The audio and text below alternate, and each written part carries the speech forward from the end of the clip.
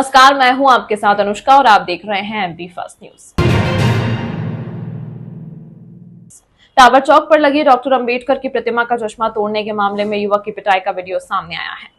Tower चौक चौराहे पर doctor Bhimrao Ambedkar की प्रतिमा है। यहां पर बुधवार को शाम करीब 4 बजे एक युवक ने प्रतिमा के साथ छेड़छाड़ करते हुए आरी के पत्ते से प्रतिमा पर लगा चश्मा काट दिया। युवक की हरकत देख आसपास के दुकानदारों ने युवक को बांधकर पीट दिया।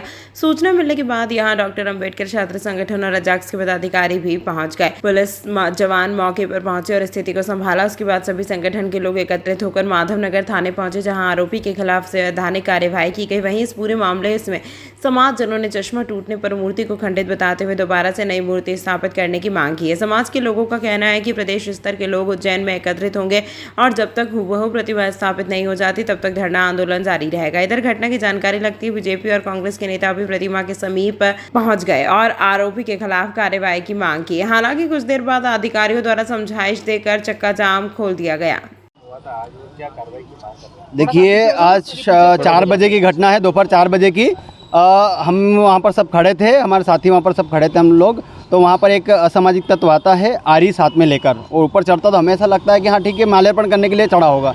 तो हम जैसे देखते कि वो धीरे धीरे जो बाबा साहब का जो चश्मा लगा है वो चश्मे को काट रहा है। तो हम लोग जैसे ही वहाँ पर बाकी जो पास में ठेले वाले जो थे सब एकत्रित हुए और सब ऊपर गए, उसको वहाँ से खींच कर लाए और उससे नाम वगैरह हमने पूछा तो उसने 3 बार हमने नाम पूछा, 3 बार उसने अलग अलग नाम बताया। और वहाँ पर जैसे उसके साथ थोड़ा मारपीट भी वहाँ पर लोगों ने की, हमने छोड़ा उसको। फिर टीआई साहब को हमने फ़ोन किया, टीआई साहब वहाँ पर तुरंत आए और उसको बिठाकर यहाँ पर लाए। तो हमारी उसके बाद समाज के सारे लोग यहाँ पर एकत्रित हुए। हमारी सिर्फ यही मांग थी कि वहाँ पर एक गार्ड लगवाया जाए और सीसीटीवी कैमरा लगवाया जाए। पर अब समाज के सभी लोग एकत्रित हो गए हैं और समाज का सभी का ये कहना है कि प्रतिमा पूरी तरीके से खंडित हो चुकी है, तो अब वहाँ पर पुनः नई मूर्ति वहाँ पर स्थापित की जाए। और अभी हम लोग सबकी यही मांगे और कल पूरा समाज यहाँ से उज्जैन ही नहीं, उज्जैन के आसपास के सभी पूरे मध्य प्रदेश के लोग कल एकत्रित होंगे कोठी पर 1 बजे और सभी यह मांग करेंगे कि जब तक वहाँ पर नई प्रतिमा नहीं लग जाती तब तक ये समाज वहाँ से उठने वाला नहीं है और नई मूर्ति लगवा कर ही वहाँ से उठेंगे। ये अभी उसको देखने से ये लग रहा है कि उसका जो सामाजिक संतुलन खोया हुआ है, अभी पीए में है वो, तो वो सही बता नहीं पा रहा है। अगर उसका नशा उतरेगा तभी वो पता चल पाएगा कि वो कहाँ से है और क्यों आया और किस मकसद से आया था। आपका नाम? राम सोलंकी, डॉक्टर अम्बेडकर विद्यार्थी संगठन अध्यक्ष। बहुत ही बेहुदा घटना कह सकते हैं इसको। इस उज्जैन को शर्मसार करने वाली ये घटना हुई है। शासन प्रशासन ने संवेदना व्यक्त की है, संवेदनशील शासन प्रशासन नज़र आ रहा है, किंतु हम सभी की संगठनों की ये मांग है कि चूंकि प्रतिमा खंडित हो चुकी है और खंडित प्रतिमा को किसी भी प्रकार से कहीं स्थापित नहीं किया जा सकता, तो हम सभी संगठन चाहते हैं कि जल्द से जल्द इस प्रतिमा को दिल्ली से अथवा जहां ये निर्मित हो रही है वहां से इसी हाइट की बुलाकर उसको स्थापना तुरंत करवाई जाए। इसके अलावा हम और किसी और बात पर हम सहमत नहीं हैं कि आप उसकी रिपेयरिंग करेंगे, रिपेयरिंग करने के बाद में चश्मा नया लगा देंगे, हम उससे बिल्कुल भी सहमत नहीं हैं। खंडित प्रतिमा को हम कभी बर्दाश्त नहीं करेंगे। अब थैंक यू। JK मालवीय, डोम परिसंघ जिलाध्यक्ष उज्जैन। टावर चौराहे के पास अंबेडकर जी की प्रतिमा है। आज एक शरारती तत्व ने अंबेडकर जी की प्रतिमा में जो चश्मा लगा हुआ था उसको उसने तोड़ दिया था। राम सोलंकी की शिकायत पे उसमें अपराध पंजीबद्ध किया है और उस पर विधि संगत कार्रवाई की जा रही है। क्या पूछताछ में क्या सामने आया, कौन है ये? ललित नाम है उसका और बाकी विस्तृत पूछताछ कर रहे हैं उसे। उज्जैन के दानी गेट क्षेत्र में कपड़ा व्यापारी के साथ मारपीट का वीडियो सामने आया। घटना में आरोपी तलवार से हमला करते दिखाई दे रहे हैं। मामले में जीवाजीगंज थाना पुलिस जांच कर रही है। जीवाजीगंज थाना क्षेत्र के दानी गेट पर कपड़ा दुकान के बाहर मारपीट का एक वीडियो सामने आया है। घायल युवक ने जानकारी देते हुए बताया कि उनके पास में ही रहने वाला सतीश जलस की भावना रखते हुए आए दिन दुकान के बाहर रखे कपड़ों को हटाने की बात करता है। कल रात में वह शराब के नशे में दुकान पर पहुंचा और पहले चाकू दिखाकर धमकाने लगा। जब इस बात का विरोध किया तो वह तलवार लेकर आ गया और आनन फानन में तलवार से हमला कर दिया। मामले में दुकानदार 2 लोग घायल हुए हैं, जिन्हें उपचार के लिए जिला अस्पताल में भर्ती कराया गया है। आपको बता दें कि उज्जैन में अपराधियों के हौसले इतने बुलंद हैं कि आए दिन खुलेआम तलवार से हमला करने के मामले सामने आ रहे हैं। देखना यह होगा कि पुलिस अपराधियों पर किस तरह से कार्यवाही करती है। मेरा नाम अतुल चौरसिया, मेरी दानी गेट पे कपड़े की दुकान है। मेरे पास में सतीश व्यास नामक आदमी रहता है, तो मेरी कपड़े की दुकान है। तो क्या है कि बार बार वो कपड़े लटकाने को लेके विवाद करता है। इसी बात पे कल रात को शराब पी के आया और विवाद करने लग गया, गाली गुप्ता करने लग गया। हमने उसको बोला कि क्या हुआ भैया, गाली मत बको। तो इतने में वो अंदर से तलवार लेके आया और हमला कर दिया। कितने लोग घायल हुए? मैं और मेरा छोटा भाई घायल हुआ। मेरे छोटे भाई के सर पे चोट आई है और मेरे हाथ में चोट आई है। कौन सी जगह पर विवाद हुआ ये? ये दानी गेट पे अशोका होटल के सामने है, क्या नाम से दुकान है? बालाजी गारमेंट्स के नाम से। प्रमुख क्या मुद्दा क्या है? विवाद का क्या कहना चाहते हैं? विवाद का मुद्दा यही है कि वो बस आए दिन जलन भावना रखता है और आए दिन किसी भी मौके की तलाश में रहता है कि किसी भी मौके से मैं इनको मारूं। और इनकी कपड़े की दुकान है, तो क्या है कि वो बोलता है कि अब आपकी दुकान के सामने कपड़े मत लगाओ, मेरे घर के आगे मेरा घर दबता है, ऐसा होता है वैसा होता है। मतलब मौके की तलाश में रहता है, किसी भी मौके के लिए रंजिश रखता है वो बस। क्या नाम है आपका? मेरा नाम अतुल चौरसिया है, कहाँ पर रिपोर्ट रही है? जीवाजीगंज थाने में। श्री ललिता महात्रिपुर सुंदरी शक्तिपीठ आश्रम नरसिंहघाट पर 25 दिवसीय कार्यक्रम समापन हुआ। शुक्ल यजुर्वेद का ऐतिहासिक धनपाठ वेद मूर्ति श्री ऋषभ शर्मा द्वारा किया गया। श्री राघवानंद कंठस्थ वेद घन पारायण माला में आयोजित 25 दिवसीय अनुष्ठान की पुण्याहुति होती है, जिसमें श्री वेद मूर्ति गुरुजी उमेश जी शर्मा के सानिध्य में संपूर्ण आयोजन संपन्न हुआ। कार्यक्रम के समापन के अवसर पर शोभा यात्रा निकाली गई, जिसमें रामघाट से प्रारंभ होकर ललिता त्रिपुर सुंदरी आश्रम नरसिंहघाट पहुंची। वहां पर सभी ने स्वागत किया। यह आयोजन पिछले 250 वर्षों में मध्य प्रदेश में पहली बार हुआ है। वेद अध्ययन और पठन पाठन की परंपरा काल और आक्रांताओं के प्रभाव से मध्य प्रदेश में अत्यंत न्यून हो गई थी। सन 2010 के बाद से परम पूज्य संत राजेश्वरी नरसिंहघाट वाले श्री राघवानंद महाराज जी व संदीप जी शर्मा के कृपा आशीर्वाद से वेद रत्न श्री ओम प्रकाश जी शर्मा, विपुल जी शर्मा गुरु जी ने का अध्यापन प्रारंभ किया। घनपाठ की विद्या अत्यंत कठिन और समय साध है। इसे सीखने के लिए 10 बालक को प्रतिदिन 8 से 12 घंटे न्यूनतम 10 वर्षों तक अभ्यास करना होता है। एक वेद ऋचा का उच्चारण सामान्यतः 40 से 60 सेकंड में होता है, जबकि घनपाठ में उसी ऋचा के उच्चारण में 4 से 6 मिनट का समय लगता है, जबकि त्रुटिपूर्ण उच्चारण से विकार उत्पन्न हो सकते हैं। वेदों में किसी भी प्रकार की त्रुटि और मिलावट से बचने के लिए विस्तृत पारायण विधाओं जैसे घनपाठ का पालन किया जाता है। वेद मूर्ति ऋषभ शर्मा ने मध्य प्रदेश में शुक्ल यजुर्वेद का अध्ययन पूर्ण कर ऐसा ऐतिहासिक एकाकी घन पारायण का आयोजन करने का संकल्प लिया। वह पूर्ण होने के बाद स्वर्ण कंकण से सम्मानित किया गया एवं गुरुजी को भी स्वर्ण कंकण पूर्ण विद्यार्थियों ने गुरु दक्षिणा दी। पूर्व विद्यार्थी में समर्थ जी शर्मा, अभिषेक जी जोशी, वेणी माधव पौराणिक एवं मयंक जी जोशी, संतोष जी मेहता, प्रवीण जी शर्मा ने गुरु दक्षिणा दी। ये कार्यक्रम का समापन चल रहा है। अभी हाथीपुर से एक जुलूस निकाला है। ये एक भारतीय वैदिक संस्कृति का जुलूस है, वेदों का जुलूस है, राष्ट्रीय जुलूस है। ऐसा जुलूस कहाँ में निकलेगा नहीं। लोग क्या और ज़िंदगी में बहुत जुलूस दिखने पड़ते हैं, लेकिन वैदिक पंडितों का जुलूस, वेद विद्या का जुलूस ये कभी भी नहीं देखा। यह एकमेवा द्वितीय है, ये कभी दिखने को ही नहीं मिलता। इसके पहले काशी में थे ऐसे हम सुनते हैं, लेकिन आज प्रत्यक्ष होते महाकाल के नगरी में, उज्जैन नगरी में हमारे उमेश जी ने ये सब साध्य कर दिया है। उन्होंने छात्रों को पढ़ाया, जिसको हाथी पर बिठा के पूरा जुलूस निकाला। यहाँ आनंद महोत्सव चल रहा है। ऐसा जुलूस न भूतो न भविष्यति, इस प्रकार सा ये महान आनंद यहाँ चल रहा है। ये वेदों का आनंद है। महाकालेश्वर भगवान की। ये कार्यक्रम भारतवर्ष से सभी जगह से विद्वान लोग, गुरुजन एवं वेद के जो भी समुपासक हैं, वेद के जो वेद में निष्ठा रखते हैं, ऐसे लोग सभी दूर से आए हैं और इस कार्यक्रम में शामिल हुए हैं। जी, ये कार्यक्रम जैसे भी गुरुजी ने पूज्य बताया कि अद्वितीय हैं, अद्भुत हैं। बाकी के जुलूस हम लोगों को देखने को मिलते हैं, लेकिन वेद पुरुष का वेदमयी सब वातावरण एवं धर्ममयी सब वातावरण होकर के इस प्रकार के आनंद जुलूस निकलना भगवान महाकालेश्वर एवं सभी गुरुजनों का कृपा प्रसाद ही हम समझते हैं। और सालों में कार्यक्रम यहाँ पर हो रहा है, क्या मानते हैं? प्रायः हम लोगों ने तो इसको 250 वर्षों में माना था, लेकिन कुछ कालविद और कुछ महर्षि सांदीपनि राष्ट्रीय वैदिक विद्या प्रतिष्ठान के अधिकारीगण आए थे। उन्होंने मुझे प्रश्न किया कि 250 वर्ष आप लिख रहे हैं, तो 250 वर्ष पहले किसका हुआ था और कहाँ हुआ था और किसने किया था, इस प्रकार उन्होंने प्रश्न किया। तो मैं अवाक रहा। तो उनका कहना था कि शायद ये भोज के काल में हुआ होगा, राजा भोज की जब सत्ता थी, राजा भोज जब प्रशासन में थे तो उनके काल में ही प्रायः शायद हुआ होगा, ऐसा उनका मानना था। ये तो भगवान जाने, लेकिन अद्वितीय कार्य सभी गुरुजनों के कृपा प्रसाद से एवं सभी भक्तजनों के सहयोग एवं सभी प्रकार के सहयोग से ये संपन्न आज होने जा रहा है। इसकी भी पूर्तता यहाँ पर होने जा रही है। इस कार्यक्रम के लिए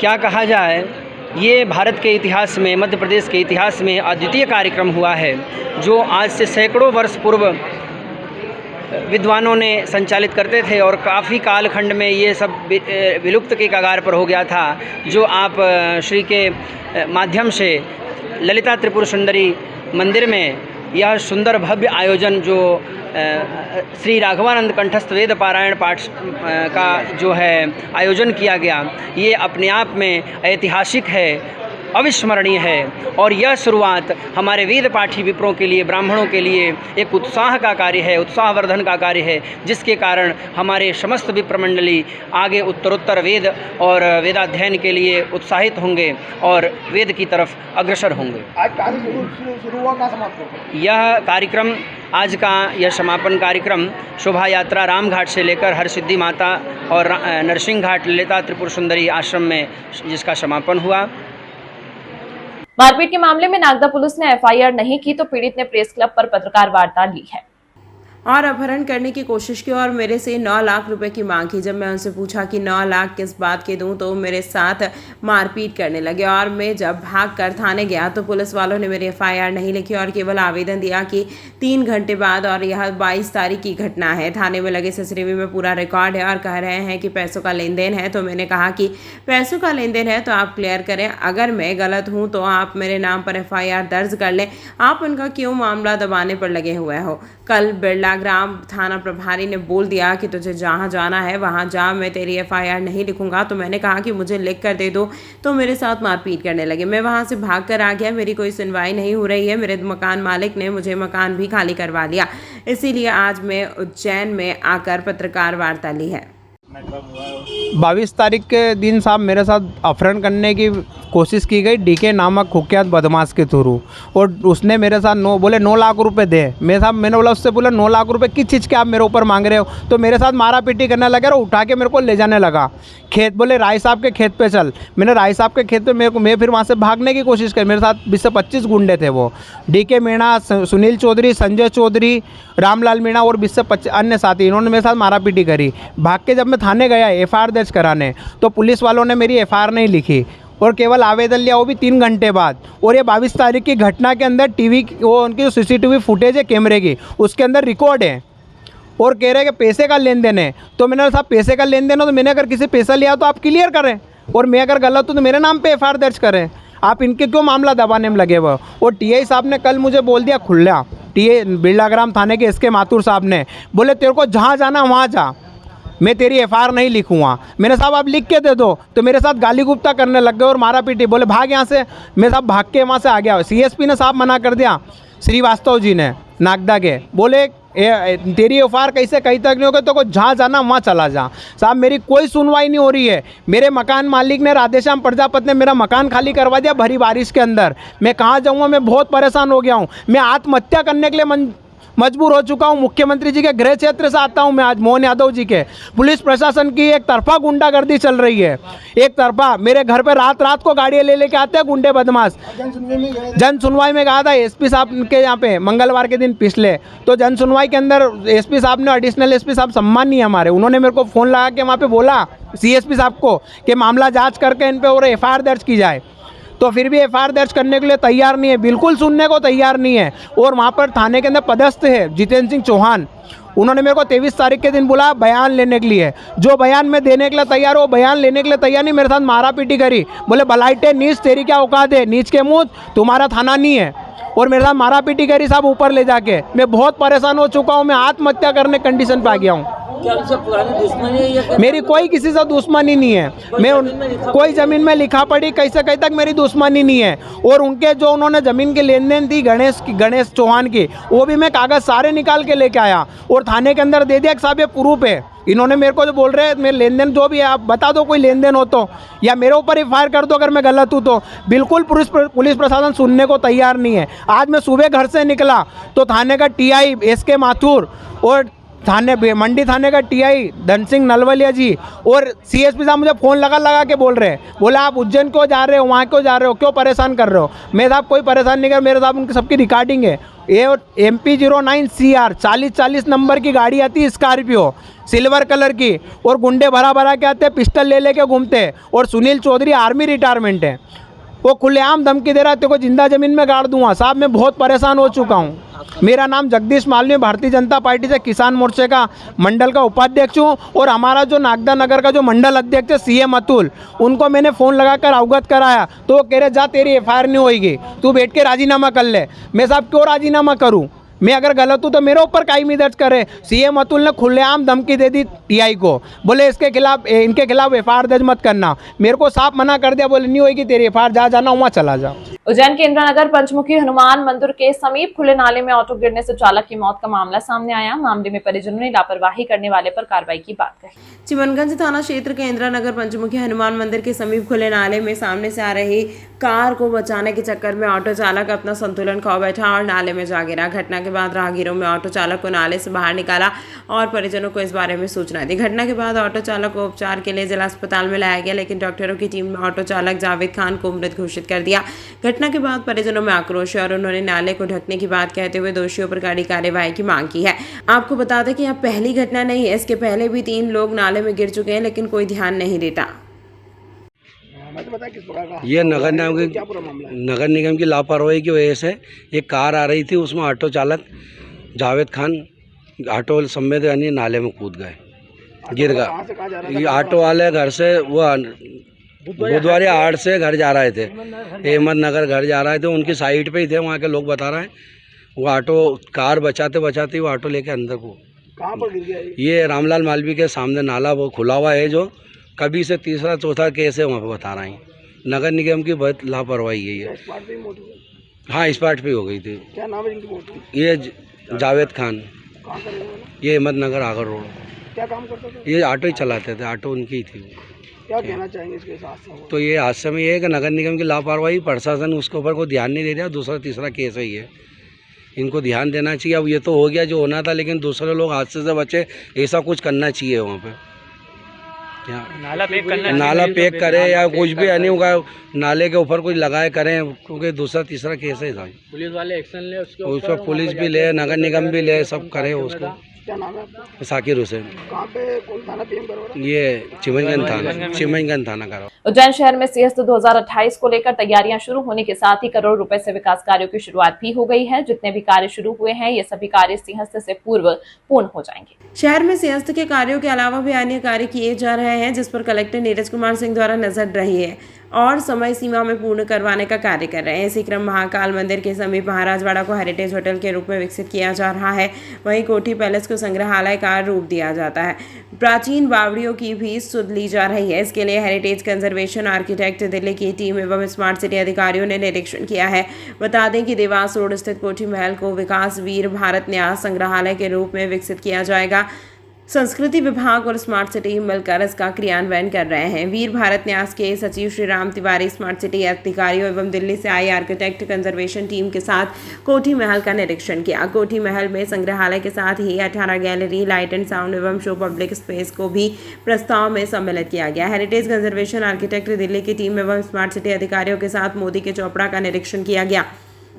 आयुक्त आशीष पाठक ने बताया कि मुख्यमंत्री के आह्वान अनुसार जलगंगा संवर्धन अभियान अंतर्गत नगर निगम एवं स्मार्ट सिटी द्वारा मोदी का चौपड़ा सहित शहर के अन्य 11 बावड़ी के संरक्षण एवं सौंदर्यीकरण का कार्य करवाना जाना है। हमारे लिए सबसे बड़ा चैलेंज यह है कि इसके वाटर लेवल को मैनेज करते हुए हेरिटेज कंजर्वेशन का कार्य करना। ये वीर भारत संग्रहालय खुलना है कोठी महल में। वहाँ पर स्मार्ट सिटी द्वारा कुछ फंडिंग उपलब्ध कराई गई है, कुछ कल्चर डिपार्टमेंट द्वारा की जा रही है और इसमें विक्रमादित्य शोध संस्थान द्वारा पूरी टीम को बुला करके यहाँ पे सर्वे कराया गया है। तो वो टीम पूरी सर्वे कर रही है और सर्वे करने के पश्चात वो पूरा डिज़ाइन देगी कि किस प्रकार से इस वीर भारत संग्रहालय का डिज़ाइन होगा और उसके पश्चात उस पर कार्रवाई प्रारंभ की जाएगी। नानाखेड़ा स्थित केक्स एंड क्राफ्ट द्वारा दुकान के बाहर पौधारोपण कार्यक्रम आयोजित किया गया। दुकान के बाहर से आने जाने वाले लोगों को भी पौधारोपण करने के लिए अपील की गई। इस दौरान पर्यावरण संरक्षण व धरती को हरी भरी बनाने का संकल्प भी लिया गया। कार्यक्रम में आए सभी का आभार शब्बीर चौबारा वाला एवं अजय सिलौदिया ने माना। आपको बता दें कि नानाखेड़ा पर केक एवं चॉकलेट के लिए केक्स एंड क्राफ्ट मशहूर है। खाने पीने के शौकीन लोगों को अगर सबसे अच्छे केक को खाने का मन हो रहा है तो इस जगह पर आपको एक से बढ़कर एक वैरायटी के केक मिल जाएंगे। दुकान संचालक ने बताया कि 25 वैरायटी केक उपलब्ध हैं। केक्स एंड क्राफ्ट पर केक के साथ चॉकलेट का भी लुत्फ उठा सकते हैं, छोटे हो या बड़े, लेकिन चॉकलेट लगभग सभी को पसंद होती है। देश विदेश की अलग अलग वैरायटी की चॉकलेट मिल जाती है। बिना विदेश गए भारत में रहते हुए बाहर के देश की चॉकलेट खाने को मिले तो सभी उसका स्वाद लेना चाहेंगे। इस शॉप पर स्विट्जरलैंड की मशहूर चॉकलेट टॉब्लेरॉन, ब्रिटेन की क्रंची मेल्ट चॉकलेट, इटली का फरेरो रोसर भी आपको इस शॉप में मिल जाएगी। कई प्रकार की कोल्ड ड्रिंक भी उपलब्ध है। आज केक्स एंड क्राफ्ट द्वारा कार्यक्रम रखा गया था। Cakes and craft owner Jasmine Lulla और राजदीप सिंह भाटिया द्वारा एक पौधारोपण का कार्यक्रम किया गया था अपने केक्स एंड क्राफ्ट दुकान के बाहर। सभी व्यापारियों द्वारा अपन ने ये संदेश दिया कि सभी अपनी दुकानों के बाहर एक पौधे लगाए और हरियाली को अपना महत्व दे, ताकि आगे आने वाली पीढ़ी जो आजकल जो टेम्परेचर हो रहा है 45 डिग्री 40 डिग्री 50 डिग्री, इससे अपने को निजात मिले। क्या नाम है आपका? शब्बीर हुसैन। तमाम महत्वपूर्ण खबरों के लिए देखते रहिए MP फर्स्ट न्यूज।